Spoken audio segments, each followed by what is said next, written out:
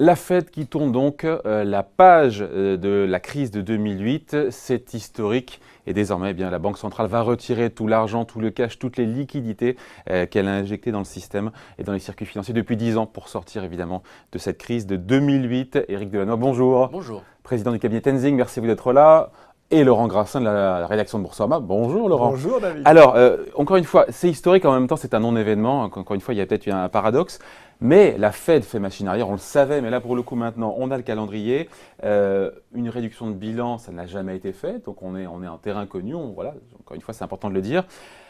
En deux secondes, parce que la pédagogie c'est important pour des gens, là, une réduction de bilan, on connaît une réduction de poids, mais en même temps c'est un peu le même principe. Hein, non mais voilà, et puis le poids de la Fed, elle a beaucoup pris de poids quand même ces dernières années. Parce qu'elle a racheté, encore une fois, on reste 2 secondes là-dessus, mais pendant la crise, il a fallu faire baisser les taux d'intérêt, il a fallu financer des banques, et donc de l'argent a été créé pour acheter des titres obligataires, des obligations d'État, des titres adossés à des créances hypothécaires, parce qu'on savait que le marché immobilier était un peu compliqué il y a 10 ans, et donc ça a fait gonfler le bilan, et maintenant il faut en sortir. Enfin, gonfler, c'est x5 quand même. Hein. Ouais. C'est x5. On passe de 900 milliards avant la crise à 4200-4500 milliards aujourd'hui, donc c'est quintuplement. Ouais. Mais le phénomène inverse, le retour arrière, est quand même en théorie plus compliqué, puisqu'il n'y a que des mauvaises nouvelles, alors que dans le sens où on achète, c'est que du bon. Des bonnes nouvelles. Donc effectivement, là où on est en territoire inconnu, c'est que pour la première fois, on va avoir un bilan de banque centrale qui va diminuer, même s'il va diminuer très progressivement. Hein.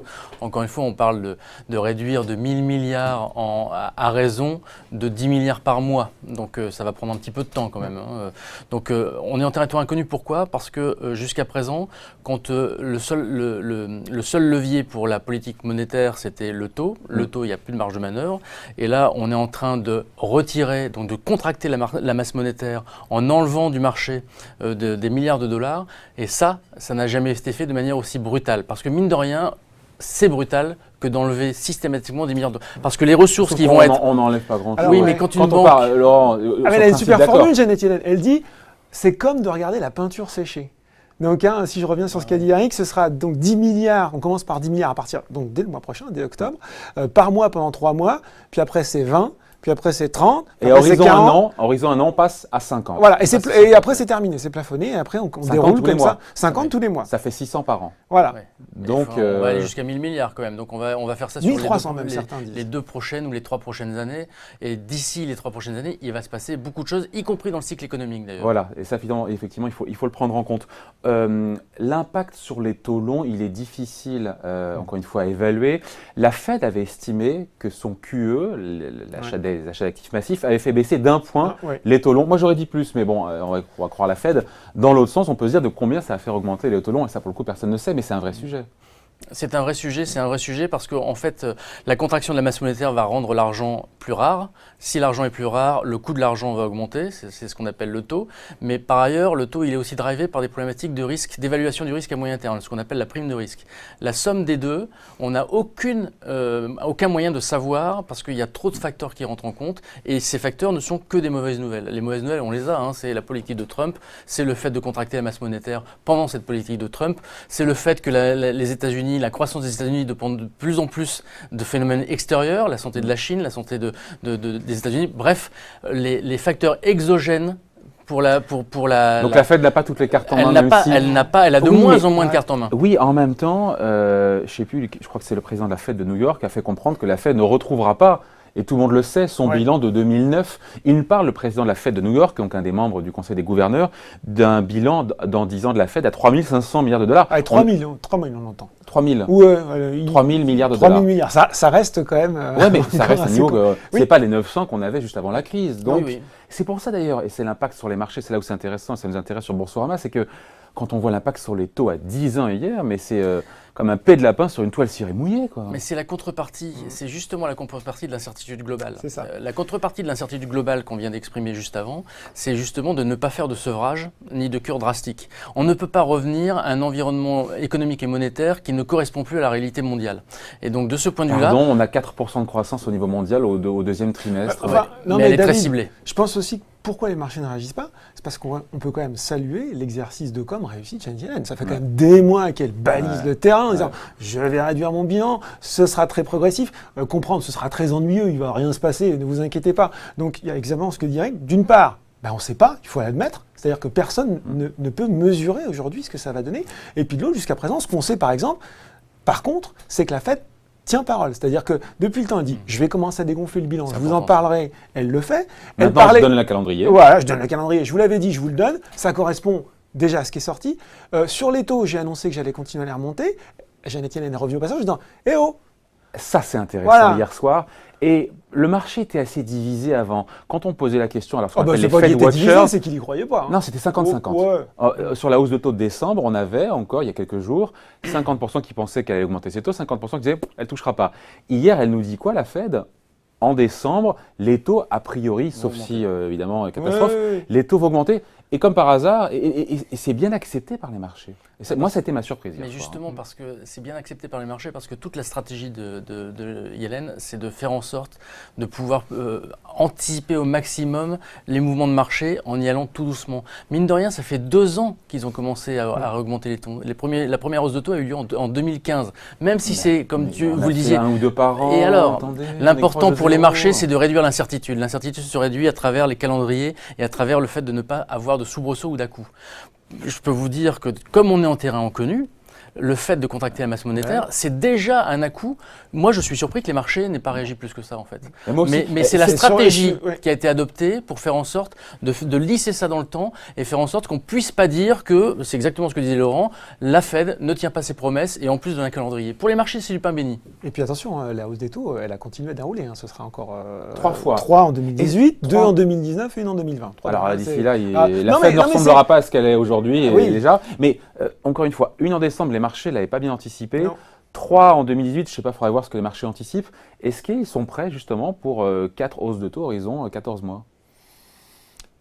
En fait, je pense que pour le moment, jusqu'ici tout va bien. C'est un peu ça. Donc jusqu'ici tout va bien. Et comme les chiffres, enfin je veux dire… Et on le voit sur le 10 ans américain qui a pris 3 points de base. Voilà, hier l'euro avait chuté. Le dollar s'était apprécié aujourd'hui, c'est déjà quasiment oublié. Enfin c'est vrai que c'est presque un non-événement. Tellement, au final, pour le moment, c'est tout by the book, en tout cas de ce qu'avait dit Janet Yellen. En même temps, c'est un non-événement. Pour l'instant, jusqu'ici, tout va bien. Mais quand on écoute le patron de JP Morgan, c'est pas n'importe qui, James Dimon, il dit quoi ? Il s'inquiète de ce que ce retour à la normale risque d'être plus perturbant que ce que ne croient les gens. C'est pas n'importe qui. Et c'est, d'accord, on a été préparé, etc. Mais c'est un exercice qui n'est pas facile et ça pourrait moins bien se passer que ce qu'on nous vend. Mais il y a une raison majeure à ça, c'est que toute la croissance américaine qui a terminé par un clash… en fin de cycle. Tout le monde sait elle est en fin de cycle et elle repose sur l'endettement. La croissance américaine repose sur l'endettement depuis 20 ans. On a vécu des crises qui étaient la crise de 2008, qui est vraiment la catastrophe majeure en matière d'endettement immobilier, mais on est reparti. L'endettement des Américains continue à recroître. Et d'ailleurs, un des effets bénéfiques du quantitative easing, c'est de générer une baisse des taux qui permettait de renégocier pour les crédits immobiliers des citoyens américains. Il faudra avoir l'impact effectivement sur le marché hypothécaire, le marché immobilier américain. Ce que dit Eric est important, parce que c'est ça en fait. Quand on écoute les experts, ils disent « Moi, je ne suis pas trop… » Si on parle côté marché américain, les experts, je ne suis pas trop inquiet sur la valorisation parce que les bénéfices sont là. Mais par contre, un accident sur les taux, enfin en tout cas une remontée des taux qui à un moment va prendre un peu tout le monde de court, et là vous allez pouvoir avoir une correction sur les marchés américains qui peut être violente.